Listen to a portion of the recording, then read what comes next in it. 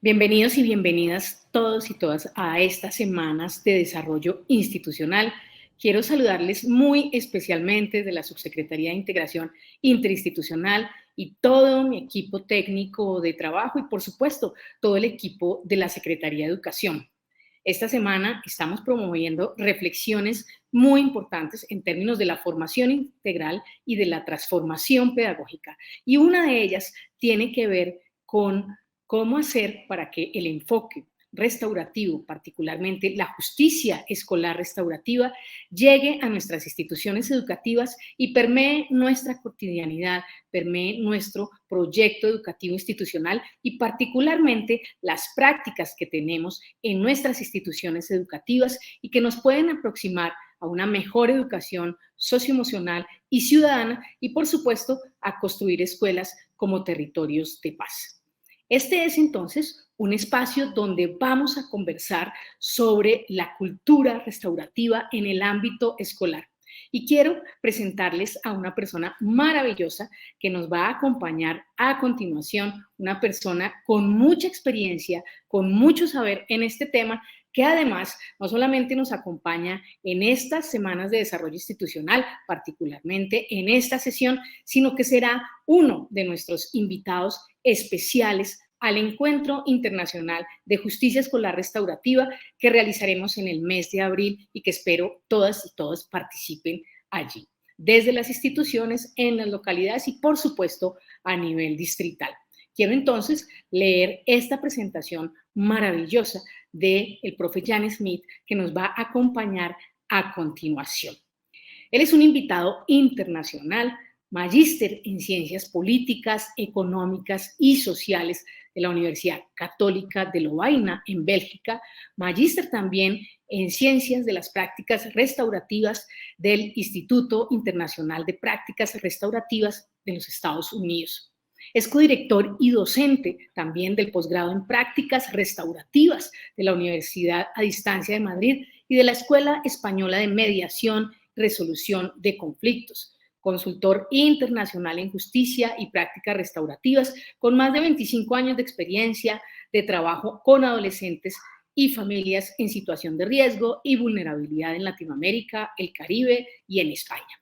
Fue promotor desde el año 2002 de la justicia juvenil restaurativa en el Perú y de prácticas restaurativas en Latinoamérica. Ha formado a cientos de profesionales en Latinoamérica y en España. El trabajo que lideró en el Perú con la Fundación Terres des Hommes ha sido reconocido internacionalmente, siendo también ganador en el año 2009 del premio Beyler-Sibulski, otorgado por la Asociación Internacional de Jueces y Magistrados de la Familia y la Juventud. Entonces tenemos un invitado de una talla muy importante, de una calidad y de una experiencia que nos va a dar aquí seguramente muchos tips y también nos va a originar muchas preguntas sobre cómo asumir este proceso de incorporar el enfoque de la justicia escolar restaurativa en la cultura escolar. Bueno, ojalá disfrutemos de este espacio de transformación pedagógica y formación integral. Muchas gracias. Bueno, muy buenos días o buenas tardes y bueno, bienvenida a esa semana de desarrollo institucional.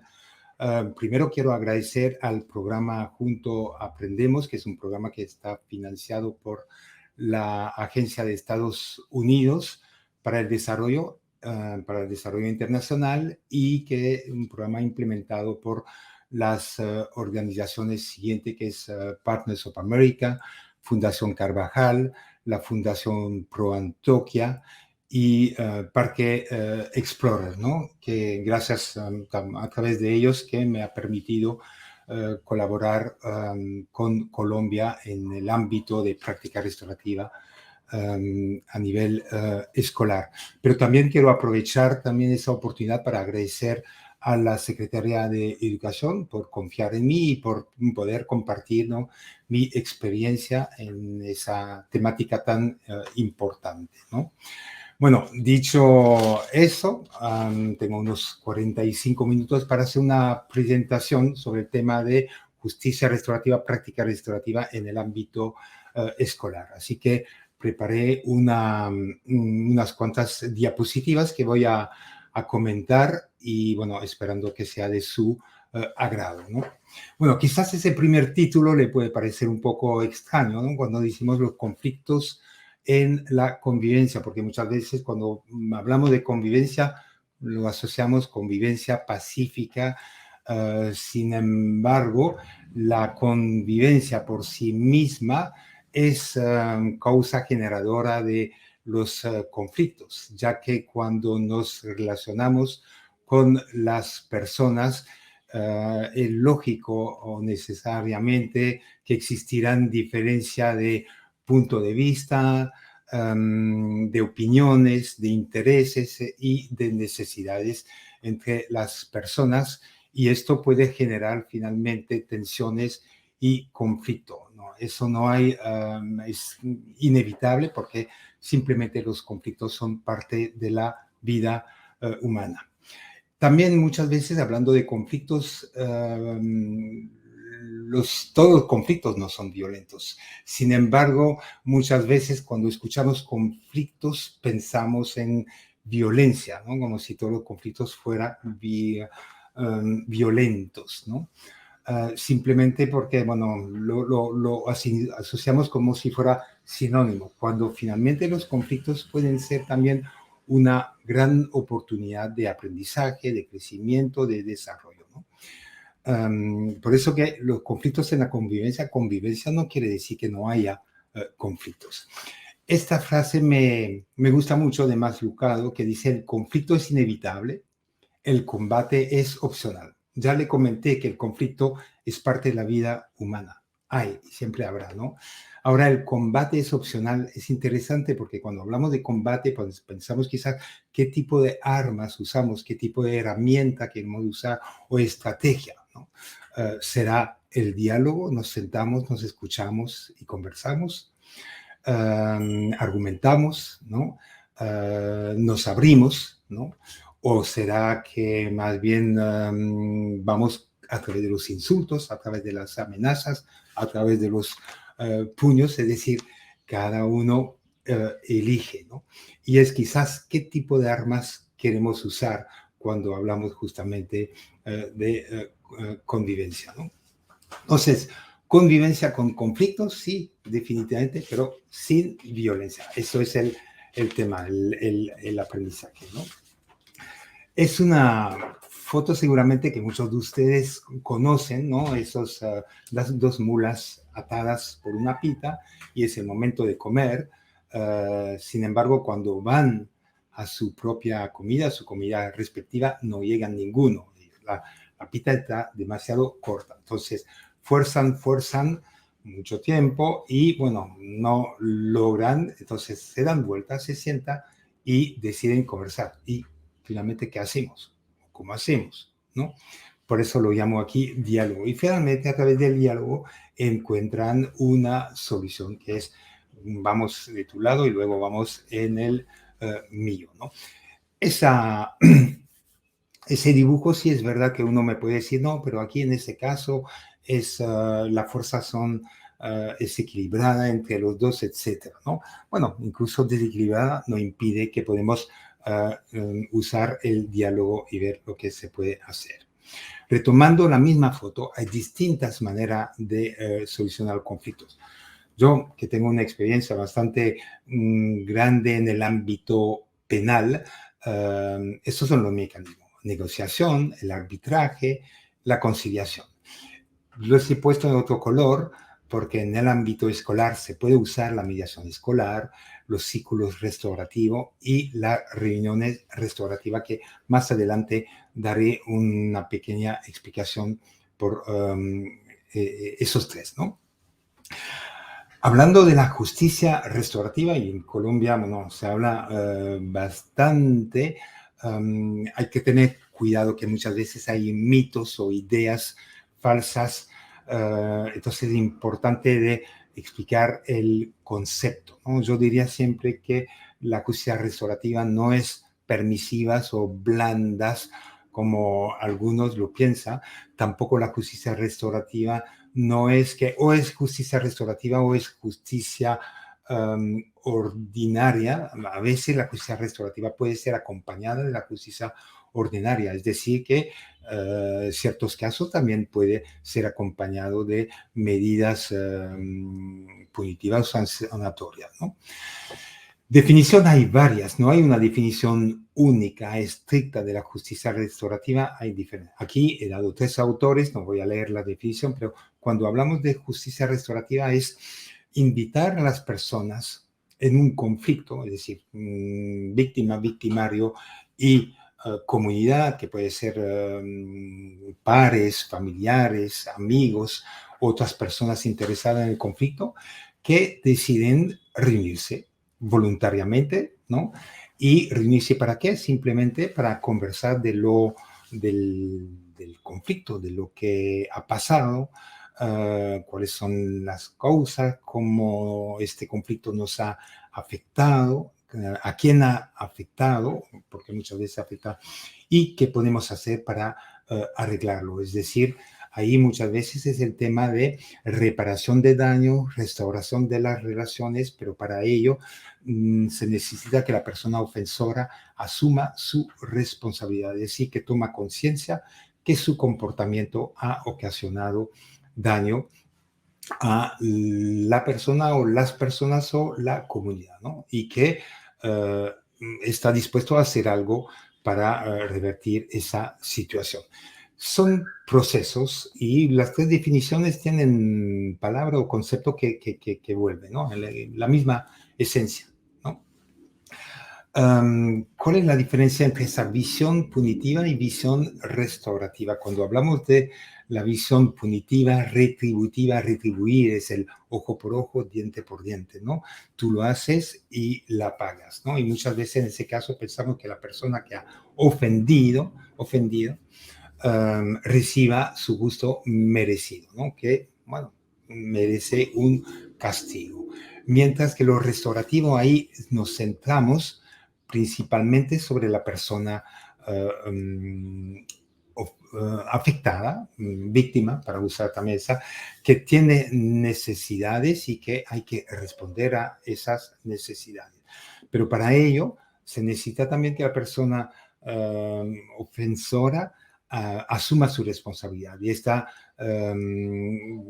decidida a hacer algo para revertir esa situación, es decir, reparar los daños y, cuando sea posible, restaurar las relaciones. Eso es una tabla, no la voy a leer toda, pero dar un poco la diferencia. Aunque no me gusta comparar uno con el otro, porque le comentaba anteriormente que a veces va uno acompañado del otro. Pero diferencia notable es que un comportamiento indebido, un comportamiento violento en el ámbito escolar se ve como una violación de las normas, ¿no? De las reglas que hay en la escuela. Finalmente es un acto que va en contra del centro educativo, ¿no? Es una visión bastante abstracta. Mientras que en la visión restaurativa, cuando hablamos de un comportamiento violento, indebido, lo asociamos a una violación de las relaciones entre las personas. Ese conflicto crea problema relacional, ¿no? Lo retributivo y lo punitivo, generalmente lo que decía, diente por diente, ojo por ojo, me provocaste un dolor, ahora te toca a ti sufrir, ¿no? Mientras que lo que trata de buscar, porque no siempre tampoco se consigue, es sanar la situación, ¿no? Muchas veces lo punitivo, cuando entramos a través de esa fórmula punitivo, la persona involucrada en un conflicto se separan, se dividen, se odian, piensan en venganza, mientras que el otro tratamos justamente de reconstruir las relaciones que se han rotas durante el conflicto, ¿no? Eso también, culpabilidad, castigo, mientras que aquí hablamos de responsabilidad tanto individual como colectiva y vamos a la reparación del daño, restauración de las relaciones, ¿no? En general, en una visión punitiva, la participación del ofensor es muy pasivo. Él recibe su su sanción no reflexiona, no hay aprendizaje y muchas veces no hay cambio. Mientras que una visión restaurativa, el hecho de reunirse, de escuchar a todos los actores dentro de un conflicto, entenderlo y asumir su responsabilidad, realmente hay una participación activa, ¿no? Que tiene voz y tiene que escuchar también lo que dicen los otros. En lo punitivo, retributivo, muchas veces la víctima no es protagonista y muchas veces sus expectativas, necesidades no son tomadas en cuenta. Mientras que el enfoque restaurativo, como la víctima es central, sus necesidades se toman en cuenta, ¿no? Punitivo es, bueno, te castigo por lo que hiciste. Lo restaurativo, si bien es importante qué pasó, cómo se siente ahora, pero lo más importante de ahora en adelante, esos cambios que queremos, esa transformación, ¿no? Y la visión retributiva, finalmente, cuando hay un conflicto, es, bueno, es la intervención para gestionar ese conflicto, es externa, una tercera persona, mientras que ahí es el empoderamiento, la apropiación del conflicto por los mismos actores, que ellos mismos se sientan y conversan, ¿no? Y ahí nuestro rol, quizás de profesional, es facilitar ese encuentro y, sobre todo, la preparación de este encuentro. Algunos conceptos importantes, reparar. Cuando miré en la definición de reparar, viene de reparar en latino, que es interesante porque es devolver la vida, devolver una forma de vida, ¿no? Muchas veces dije restituir, devolver, compensar, reparar, restaurar, porque cuando hablamos de justicia restaurativa, ¿no? Es reconstruir las relaciones rotas. Los dos son importantes, reparar daños y reconstruir las relaciones. Y a veces escuchamos incluso de justicia transformadora porque convertimos una situación en otra mediante un proceso restaurativo que hay un aprendizaje, un desarrollo y un cambio realmente. Por eso que muchas veces en la justicia restaurativa la tasa de reincidencia es muy baja, comparando a una intervención más de tipo punitivo. Pero yo hablo mucho de práctica restaurativa. Sin embargo, la práctica restaurativa tiene sus raíces en la justicia restaurativa, que la justicia restaurativa es otra visión, comparando la visión tradicional de justicia, ¿no? Es ver y hacer justicia de manera diferente, pero sin embargo es una forma reactiva, porque ya hay un comportamiento indebido, violento, y es manera de intervenir. Mientras que cuando hablamos de práctica restaurativa, son tres enfoques. Un enfoque proactivo, ¿no? Para forjar relaciones sanas, seguras, durables en el tiempo. Preventivo, todo lo que podemos prevenir como conflicto o tensiones. Y reactivo, cuando el conflicto ya se ha generado. Por eso que la justicia restaurativa es parte de las prácticas restaurativas, ¿no? Comunidad, ¿qué entendemos por comunidad? También hay mucha definición de comunidad, pero finalmente es un grupo de público de personas vinculadas entre ellas. Y que más en un centro escolar son miles de relaciones diarias entre los estudiantes, entre los docentes, entre los padres, madres, cuidadores de los estudiantes, pero también entre los docentes y los estudiantes, la dirección, se puede imaginar, hay muchísimo. Pero cuando hablamos de comunidad con cultura restaurativa, cultura restaurativa es una comunidad que busca construir o que trabaja, que invierte en la construcción de manera intencional para crear relaciones saludables, fuertes y duraderas para una convivencia positiva, ¿no? Y no nos olvidamos que la convivencia no significa ausencia de conflictos, ¿no?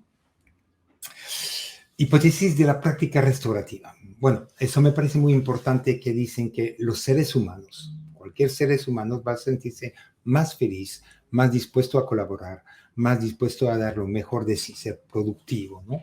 Y eso es importante, tiene más probabilidades de hacer cambio positivo de su comportamiento, que quiero cambiar, porque sé que mi comportamiento quizá afecta a otros.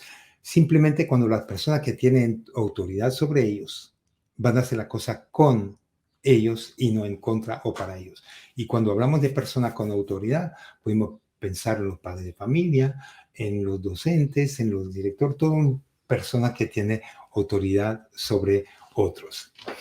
Hay también bastante definiciones sobre el tema de la práctica restaurativa, pero quizás no es la más científica, pero es la que más, con la que más me identifico en mi propia práctica, ¿no? Que dice lo siguiente, ¿no? Es de un canadiense que decía que es una manera de pensar, pero también de ser, ¿no? De actuar, de practicar, ¿no? Enfocada en desarrollar espacios seguros para verdaderas conversaciones que profundizan las relaciones y que construyen comunidades más conectadas y más fuertes. Y la convivencia va totalmente en esto. Objetivo de la práctica restaurativa, lo principal es desarrollar un sentido de comunidad, aprender a conocernos, aprender a relacionarnos, aprender a compartir espacio, compartir ideas, ¿no? Es ese enfoque proactivo. Pero como decía al inicio, que los conflictos son parte de la vida humana, pues siempre habrá, es saber también cómo gestionar esas tensiones y conflictos. Y cuando hablamos de ese enfoque restaurativo es responsabilización, reparación de daño y restauración de las relaciones, ¿no? Y bueno, hay suficientemente estudios en distintos ámbitos. Ahora estamos en el ámbito escolar, pero también funciona en otros ámbitos como el ámbito penal, el ámbito comunitario, el ámbito laboral, el ámbito familiar. Pero la práctica restaurativa construye esas relaciones sanas, seguras, permite que las personas mejoren sus conductas, adquiere habilidades sociales y habilidades emocionales. Eso nos llevará también a un desarrollo de capital humano, fortaleciendo la sociedad civil o el centro escolar en su conjunto. Ayuda también a proporcionar un liderazgo colectivo, pero también yo diría personal y colectivo. Hay estudios que demuestran donde se plantean o se implementan las prácticas restaurativas. Diré, ¿cuáles son esas prácticas restaurativas? Hay un mejoramiento del rendimiento académico, simplemente porque los estudiantes se hacen más responsables, hay mejor participación, una participación voluntaria, activa, ¿no? Y resulta en mejorar los rendimientos, ¿no? Y por supuesto que hay cuando conflictos serios, bueno, permite reparar daños y restaurar relación. Esos son dibujos de muchos conflictos que podemos encontrar en un ámbito escolar, ¿no? Peleas, falta de control de ira, el acoso, degradación de los espacios, droga o poca participación, etcétera, que no tomamos en cuenta las capacidades diferentes, ¿no? Etcétera. Hay muchísimas cosas que pueden incluir. Pero, ¿qué podríamos llamar un centro escolar con cultura restaurativa? Fácilmente o simplemente diríamos que es un lugar en el que las relaciones son claves, son importantes. Crear esas relaciones sanas, saludables, fuertes, ¿no? Y sobre todo que duran el tiempo, no por un día o una semana, pero relaciones entre todos los actores que son parte de la comunidad educativa, ¿no? Los estudiantes, los docentes y las docentes, padres, madres de familia, cuidadores, ¿no? Pero también la dirección, ¿no? Todos es tratar de trabajar y fomentar esas relaciones, ¿no? Y por eso lo vuelvo a poner aquí, entre estudiantes, entre docentes y estudiantes, entre docentes y familias, entre los estudiantes y sus propias familias, etcétera, ¿no? Si realmente trabajamos esas relaciones, tendremos una mejor convivencia. Habrá menos problemas, menos tensiones y menos conflictos. No que habrá ausencia, habrán o aprenderemos a gestionarlos de forma adecuada o restaurativa, ¿no? Entonces, si el ámbito, esos espacios está mejor, habrá una mejor enseñanza, porque los y las docentes se van a sentir mucho más conectada con sus alumnos, el ámbito será mucho mejor y dará su mejor enseñanza. Y si hay mejor enseñanza, definitivamente habrá también un mejor aprendizaje. Bueno, todos pensamos como quisiéramos tener una aula ideal, estudiantes ideales, un estudiante profesor ideal, son todo cosas que podíamos preguntar y las personas seguramente empezarán a describir qué espera de un estudiante ideal, ¿no? Pero muchas veces decimos, quisiéramos que los otros sean así, ¿no? Estudiante, que mi profesor sea así, el profesor, que mis estudiantes sea así, ¿no?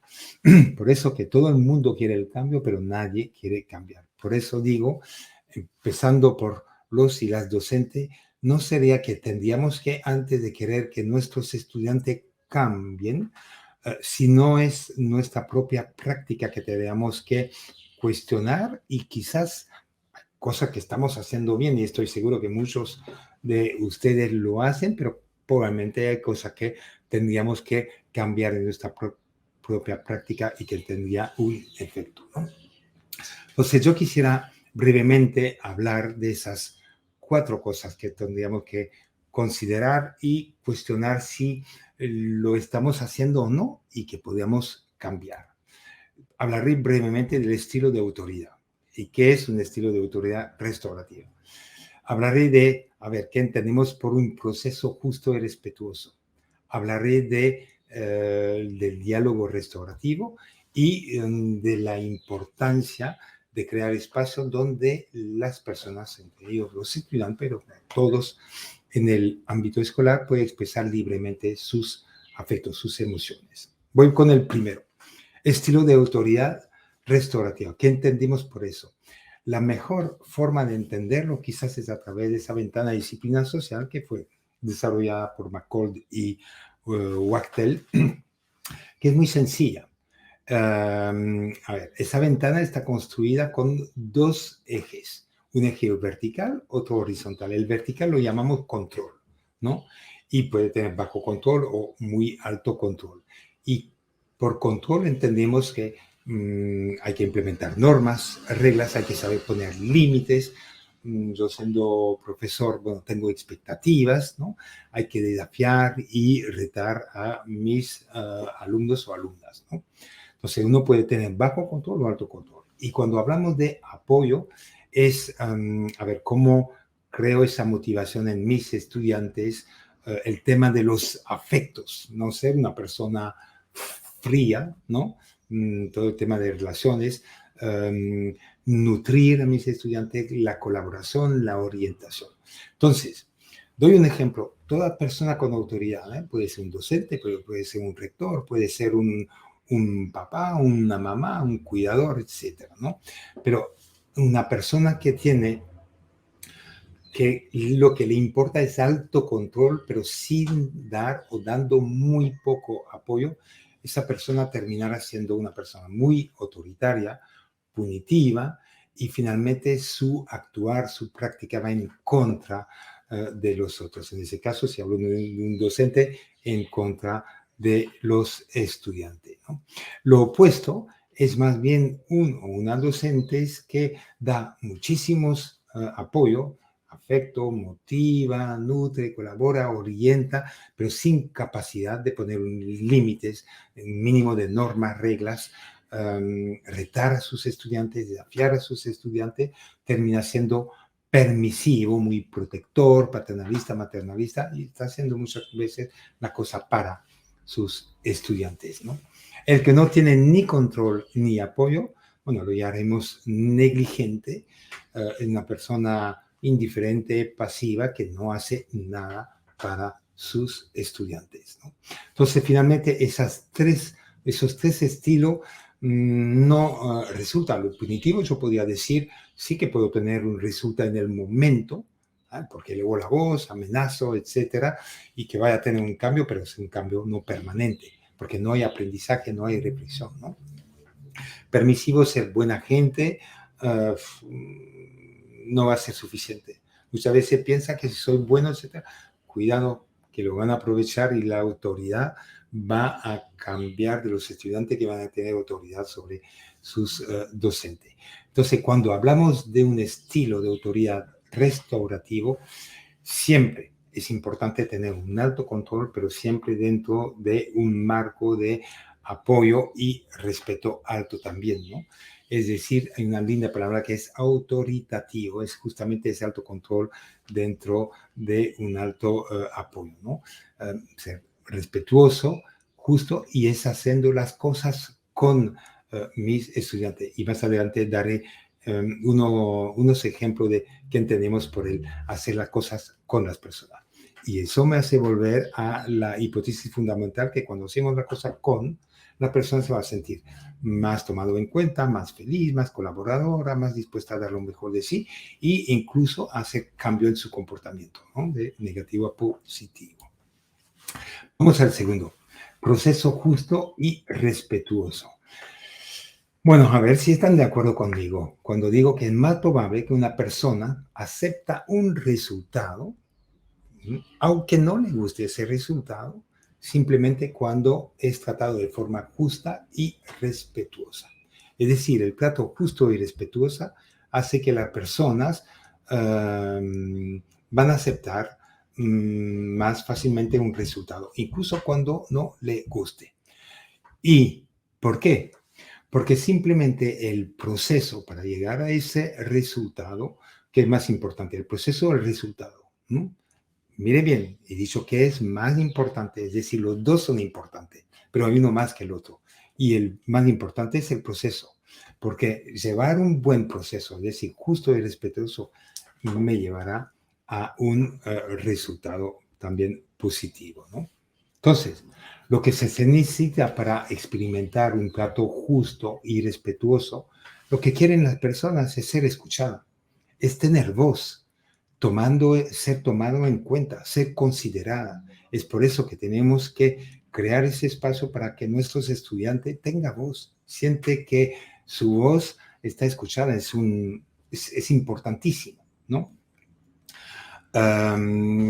Que me den una explicación. Los estudiantes muchas veces tomamos decisiones y tenemos que tomar decisiones, pero lo que muchas veces nos hace falta es dar una explicación clara, precisa, de por qué tomamos tal o tal decisiones o por qué no tomamos tal o tal decisiones. Y eso es importante, explicar la razón por la cual, ¿no? Y muchas veces nos extraña que la persona no responde, etcétera, simplemente porque tomamos la decisión, pero no explicamos la razón por la cual esa decisión es la que tomamos, ¿no? Y luego que tomamos la decisión, es importante que la persona no se siente que hay prejuicios, estigmatización. El trato justo y respetuoso se trata de eso. Entonces, hay tres principios en el proceso justo y respetuoso. Es oportunidad de tener voz. Por eso que debo crear ese espacio donde doy la palabra a las personas, que la persona sienta que puede expresar lo que siente, lo que piensas, ideas, etc. ¿no? Tener voz, ¿no? Es una necesidad humana. Tener voz, ser escuchado, es una necesidad humana, igual como la de comer y dormir, ¿no? Comprender las razones por la decisión tomada, lo he explicado, y finalmente también la claridad de esa expectativa. Bueno, cuando estamos claros con las decisiones, ¿qué pasa si no respetamos ese tipo de reglas y normas? Pero mire el ejemplo que le puedo dar. En vez de imponer mis normas en un salón de clase, ¿por qué no construir con mis propios alumnos y alumnas esas reglas, ¿no? Es decir, ¿qué proponen para crear justamente esa convivencia que queremos, ¿no? ¿Qué normas necesitamos en el salón de clase?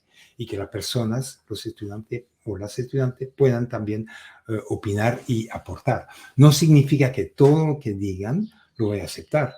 Es ahí que puedo decir, mire, esta que proponen no va a entrar, pero tengo que explicar las razones por las cuales la rechazo. O podría también decir, hay una que ustedes no mencionaron, pero que me parece importante y la voy a agregar y explico la razón por la cual. Eso es lo que llamamos el proceso justo, donde se siente considerado, siente que tiene voz y a pesar que puedo tomar una decisión diferente, el hecho de haber sido tratado de forma justa y respetuosa, por eso pueden aceptar una decisión, aunque no siempre le guste. Hablando de convivencia, uno puede decir, ¿tú crees que se podía hacer?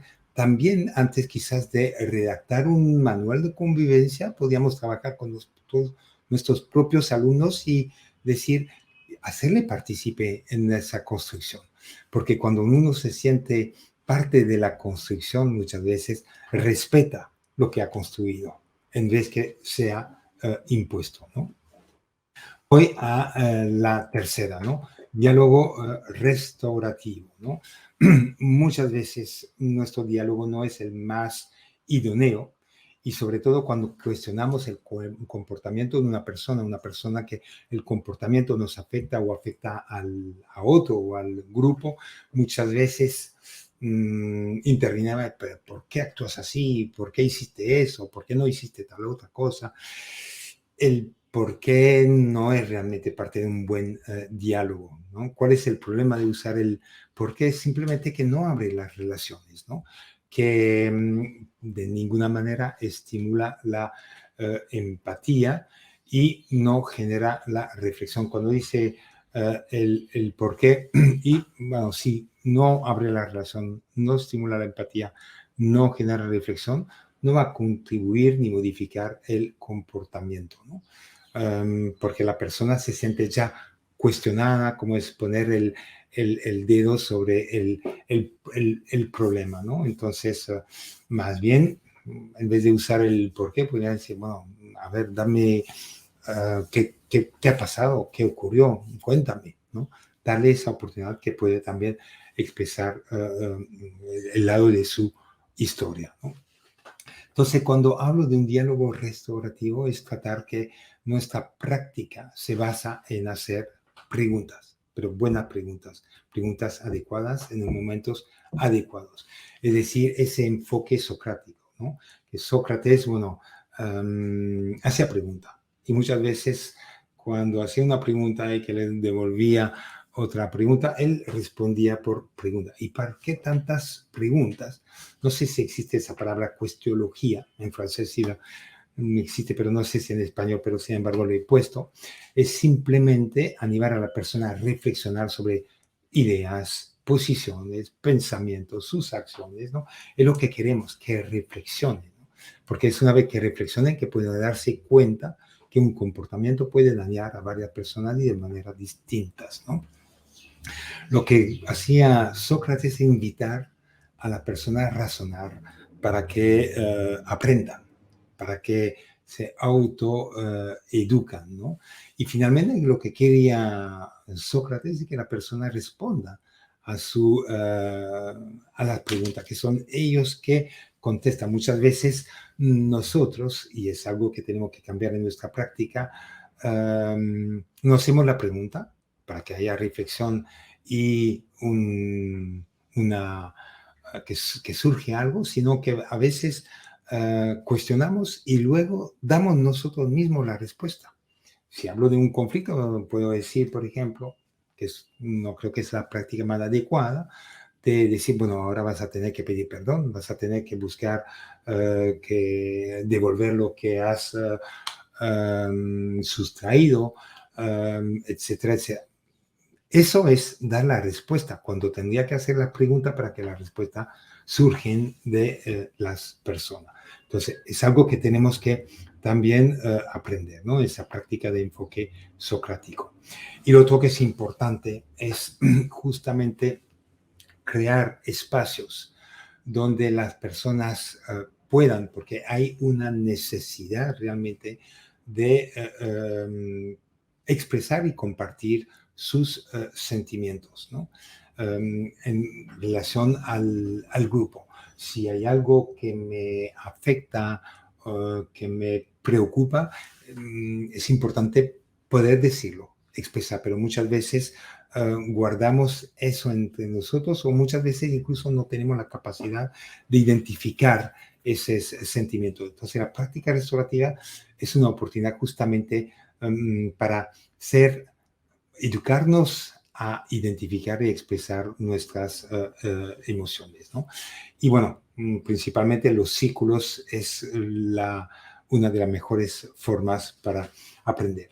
Nathanson, que es un psiquiatra americano, ya murió, pero decía que las relaciones sanas y fuertes se van a construir y se van a mantener en el tiempo cuando compartimos y aumentamos los afectos positivos. Si creamos un espacio donde nuestros y nuestras estudiantes pueden compartir todos sus sentimientos positivos y dar lo más que puede, va a crear un buen ámbito. Pero también es importante que aprendamos a compartir y disminuir los afectos negativos. Es decir, todas las situaciones que nos afectan, que nos provoca sentimientos desagradables, negativos, tenemos que sentarnos, hablar de qué está pasando, de cómo eso nos afecta y qué podemos hacer para resolver esa situación. Es decir, es disminuir esos afectos negativos. Pero para hacer 1 y 2 es aprender a expresar libremente nuestros afectos, ¿no? Y ya no temer de sentirse vulnerable, al contrario, ser vulnerable es algo bastante positivo, de querer conectarse con el otro, mostrar cómo uno es realmente, ¿no? Entonces, lo que dicen, atención, tratemos de hacer lo más que podemos de 1, 2, 3. Todo lo que nos hace sentir bien, compartémoslo entre nosotros, ¿no? Lo que nos hace sentir más, hablámoslos y resolvémoslos para disminuir esos afectos negativos. Pero para eso tenemos que aprender a expresar libremente nuestras emociones. Algo que Braithwaite, que es un criminólogo australiano muy importante, muy reconocido, y es algo que tenemos que en nuestra práctica tomar en cuenta. Siempre separar el acto o el comportamiento de la persona, del sujeto que hizo ese comportamiento. A mí me duele cuando escucho en un aula que decir, ese alumno es un vago. Es un vago. Y al repetir vago y vago y vago, al final el alumno, sobre todo cuando hablamos de estudiantes que están en búsqueda de una identidad propia, ¿no? Desarrollar esa identidad propia, y decir vago, bueno, sí soy vago, por eso no trabajo. Es diferente de decir que, bueno, que vas a tener que esforzarse a hacer tu trabajo porque es parte también de tu responsabilidad. Entonces no voy a permitir que no te esfuerces, al contrario, es algo que tienes que hacer. O como es un delincuente, también me duele en el ámbito penal, ¿no?